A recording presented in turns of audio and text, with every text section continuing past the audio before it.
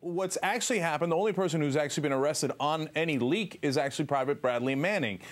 He's actually been in prison for the last 7 months. I know you spent a week in prison, and you got a little sense of how bad it could be. He's had 200 days of solitary confinement in a small cell for 23 hours a day. He gets a 5 a.m. wake-up call. He's not even allowed to exercise in his cell, not allowed to have sheets or a pillow, et cetera, et cetera, et cetera. A lot of people, including some of the top human rights analysts in the world, believe that this is cruel and inhumane treatment.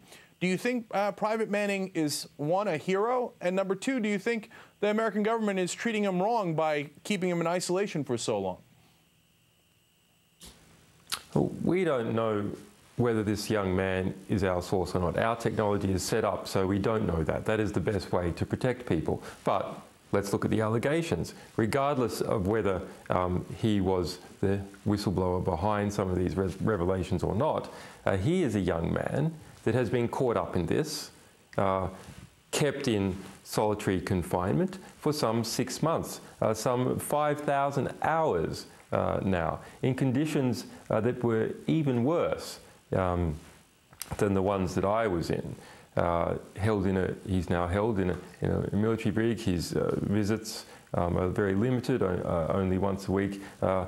And his lawyer has said that they've been getting worse and that his psychological health has been getting worse. If we are to believe the allegations, then this man acted for political reasons. He is a political prisoner in the United States.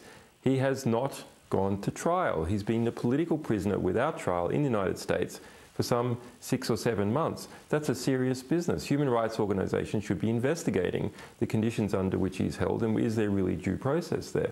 Now, we've recently heard calls to try and set up a plea deal with Bradley Manning to testify against me personally, to say that we engaged in some kind of conspiracy to commit espionage.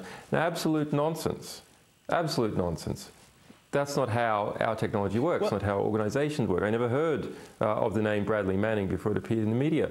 But actually, mainstream journalists in the United States, mainstream investigative journalists, how do they operate when they're investigating a story? They do actually ring up their sources and say, do you have anything on this? That is how they operate. And if they want to push the line that when a newspaperman talks to someone in the government about looking for things relating to potential abuses, that is a conspiracy to commit espionage, then that's going to take out all the good government journalism that occurs in the United States. And fortunately, as an organization, we're not too exposed to that because that's not how our technology works. But other journalists are, and they need to take action now.